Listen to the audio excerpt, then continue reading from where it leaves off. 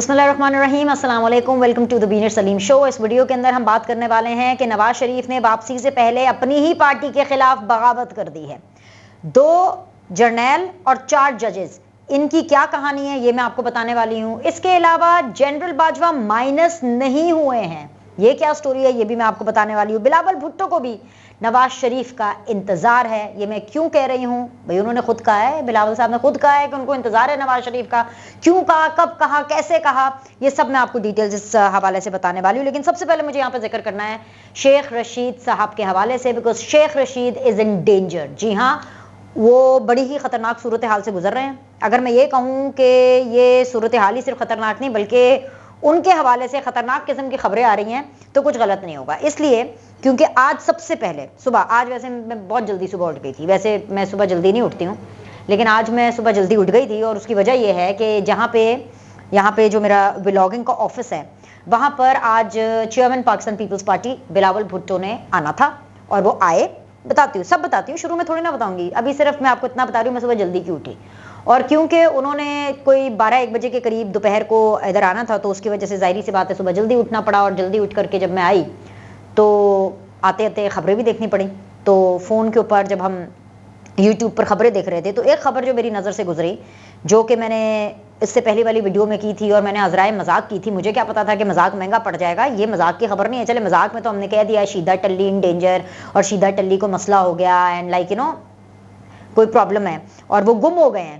کیا ہو گئے ہیں؟ شیخ رشید صاحب گم ہو گئے، لیکن اب یہ معاملہ سیریس ہو گیا ہے تو بڑی سیریسلی ہم اس کے اوپر رپورٹنگ کریں گے۔ اس کی وجہ یہ ہے کہ جو عدالت ہے آج انہوں نے پتہ نہیں کس کو نہیں بلا لیا، مطلب پنجاب پولیس کہہ رہی ہے کہ ہمیں نہیں پتا شیخ رشید صاحب کدھر ہیں، اسلام آباد پولیس کہہ رہی ہے کہ ہمیں بھی نہیں پتا شیخ رشید صاحب کدھر ہیں۔ اب عدالت نے سب کو بلا لیے، اسلام آباد پولیس، لاہور کی پولیس، ہر ایک کو بلا لیا، کیونکہ جو شیخ رشید صاحب کے وکیل ہیں نا وہ یہ کہہ رہے ہیں کہ بھئی ہمیں پتہ ہی نہیں ہے شیخ رشید صاحب کدھر ہے۔ اب ٹیکنیکلی اکارڈنگ ٹو دا لا، اگر شیخ رشید صاحب کو، جن کو 2 روز ہو چکے ہیں کہ ان کو پولیس نے اریسٹ کیا تھا، پہلے یہ خبر آئی، پھر انہی کے وکیل نے اور ان کے جو کچھ رشتہ دار ہیں انہوں نے یہ بتایا کہ بھائی جان سادہ کپڑوں میں ملبوس افراد تھے جو کہ شیخ رشید صاحب کو اٹھا کر کے لے گئے۔ اب جس ٹائم پر میں آپ سے مخاطب ہوں، یہ 2 دن ہو چکے اس بات کو، شیخ رشید صاحب کدھر ہیں کسی کو نہیں پتا، مطلب شیخ رشید صاحب ایکچولی گم ہو گئے ہیں، اور یہ صورتحال بہت زیادہ سنجیدہ ہے کیونکہ اگر شیخ رشید صاحب گم ہو گئے ہیں، وہ عدالت میں کسی میں پیش نہیں ہو رہے ہیں، وفاقی حکومت کو نہیں پتا کدھر ہے، اسلام آباد پولیس کو نہیں پتا کدھر ہے، پنجاب پولیس، لاہور کی پولیس کو نہیں پتا کہ وہ کدھر ہے، تو بھائی عدالت نے 3 دن دیے ہیں، 3 دن کے اندر شیخہ کو حاضر کرے، نہیں تو یہ صورتحال بہت زیادہ سیریس ہے۔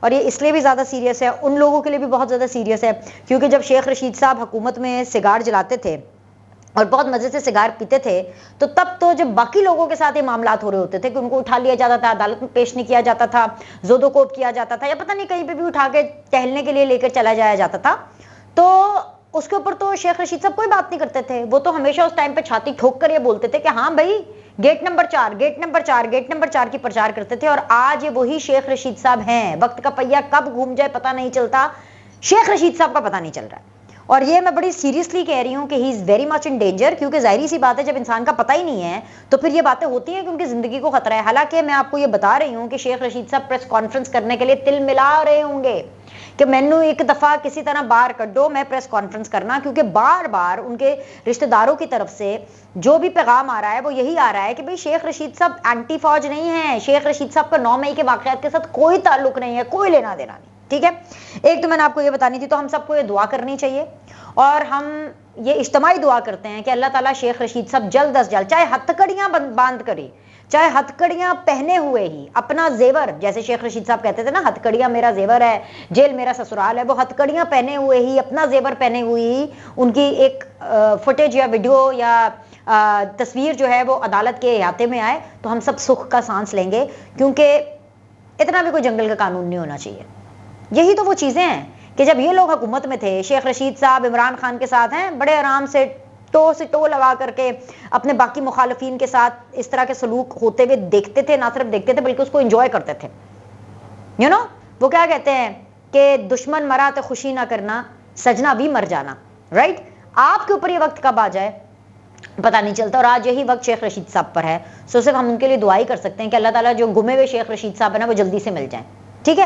اچھا اب آ جائیں جی نواز شریف صاحب کی بات پر.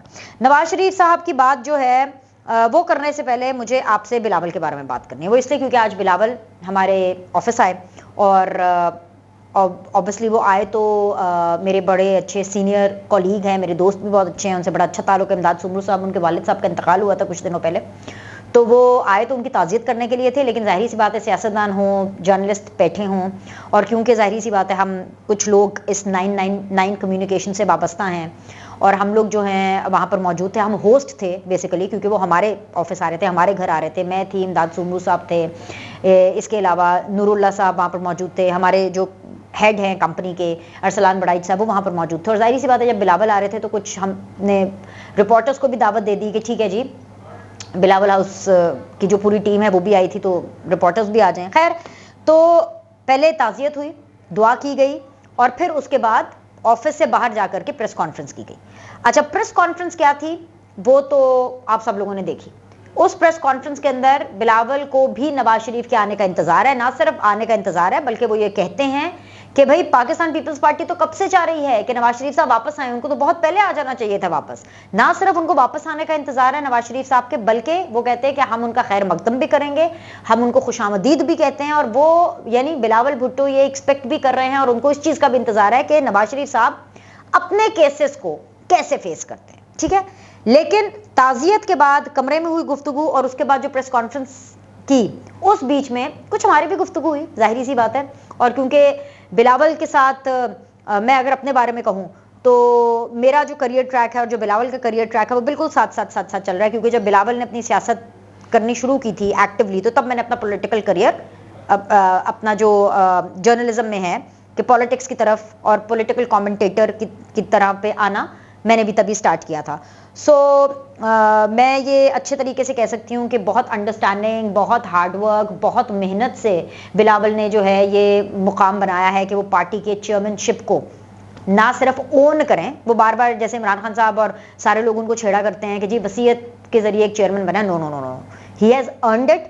اور اس کی وجہ یہ ہے کہ جو گفتگو ہوتی ہے وہ ہم کرتے ہیں. تو جب بلاول سے جب میں نے یہ پوچھا کہ بھائی انتخابات ڈیلے کا شکار ہو جائیں گے، لیٹ ہوں گے، میں سرپرائزڈ ہوں کہ بلاول آپ نے اس کو گیج نہیں کیا. تو بلاول نے یہ کہا کہ بھائی میں نے بہت پہلے گیج کر لیا تھا، اور اسی وجہ سے ہم نے اس حوالے سے بات کرنا شروع کی. نمبر 1. نمبر 2، بلاول کو ہر صورت انتخابات چاہیے، اور بلاول کو یہ لگتا ہے کہ انتخابات کی تاریخ جلد آئے گی، اور فروری اور مارچ سے پہلے بلاول کو یہ لگ رہا ہے، یہ میں آپ کو آج کی خبر بتا رہی ہوں کہ بلاول یہ ایکسپیکٹ کر رہے ہیں اور ان کو یہ لگ رہا ہے کہ جی جنوری فروری سے پہلے انتخابات کی نہ صرف تاریخ آئے گی بلکہ انتخابات ہوں گے. 2.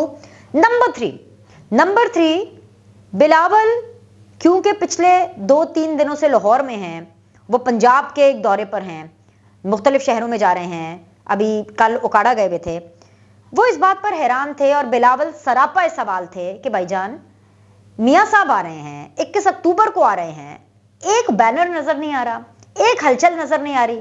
بات تو ویلڈ ہے. میں اسی لیے تو کہتی ہوں کہ بلاول جہاں سے دیکھ رہے ہوتے ہیں چیزوں کو، ان کا جو ویژن ہے وہ قابل تعریف ہے. ہم یہ دیکھ رہے ہیں، ہم بھی لاہور میں ہی ہیں، ہم دیکھتے ہیں کہ بھئی لاہور کے اندر جو ہے آئے روز کبھی فلیٹیز ہوٹل کے اندر میاں صاحب کی استقبال کے حوالے سے بڑی بڑی میٹنگز ہو رہی ہیں، M P A M N As آ رہے ہیں، ڈیوٹیاں لگ رہی ہیں، پلان چینج ہو رہے ہیں، لیکن سڑک کے اوپر، گراؤنڈ کے اوپر ہمیں کچھ نظر نہیں آ رہا. تو آخر اس کی وجہ کیا ہے؟ تو جتنا میں سراپا سوال ہوں، جتنا بینر سلیم سراپا سوال ہے، اسی طرح بلاول بھٹو بھی سراپا سوال ہیں.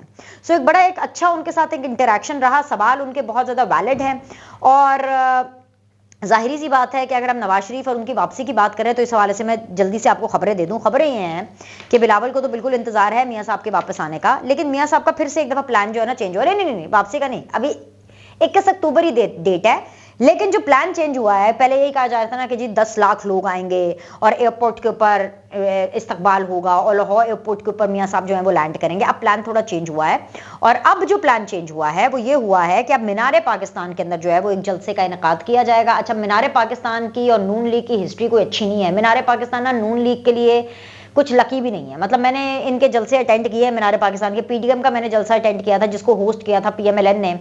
इतने बुरे इंतजामात थे, इतने बुरे इंतजामात थे, पैथेटिक। वो इसलिए बिकॉज जो पीएमएलएन की टीम है, मतलब इनको कुछ पता ही नहीं है, इनको पता ही नहीं है कि इन्होंने मीडिया को कैसे एंगेज करना है, इनको पता ही नहीं है कि इन्होंने अपने कवरेज के लिए कैसे एंगेज करना है, इनको ये पता ही नहीं है कि लोग अगर जलसे पर आ रहे हैं तो आपने उनको धक्के पे धक्का, और लोग, और मजे की बात यह है कि इस चीज को पीएमएलएन वाले बड़ा अच्छा समझते हैं कि अरे देखिए लोग किस तरह थे, धक्के पड़ रहे थे, ये कर रहे थे। मैंने पीपल्स पार्टी के जलसे भी अटेंड किए, मैंने बहुत ज्यादा इलेक्शन कैंपेनिंग्स भी लोगों की अटेंड की है, चाहे ख्वाजा आसिफ हो, ख्वाजा साद रफीक हो, उस्मान डारो, मतलब हर लेवल पे जा करके। पिछले 2 जो मेजर इलेक्शंस हुए थे, हम उसके अंदर फील्ड में थे। 2018 के इंतखाबात के अंदर भी मैंने हल्कों में जाकर के इलेक्शन कैंपेनिंग की है।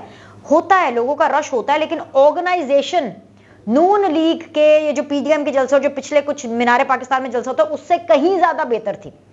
मतलब आप ख्वाजा साद रफीक साहब की इलेक्शन कैंपेनिंग जाके देखें, आप एहसन इकबाल साहब की इलेक्शन कैंपेनिंग, जिस तरह से वो हल्के में घूमते हैं, जिस तरह से वो अपने हल्कों में जलसे करते हैं, इतने मुनज्जम जलसे, सब बातें छोड़े, पाकिस्तान पीपल्स पार्टी के जलसे इतने मुनज्जम होते हैं कि वहां पर लोग भी आते हैं, हर एक को मौका भी मिलता है। और सबसे बड़ी बात है जो जलसे का होस्ट होता है, जैसे कि अब नून लीग अगर जलसा कर रही है तो होस्ट कौन होगा, या मरियम नवाज होंगे, या शहबाज शरीफ होंगे, या नवाज शरीफ होंगे, यही होंगे ना, नून लीग वाले होस्ट होते हैं ना।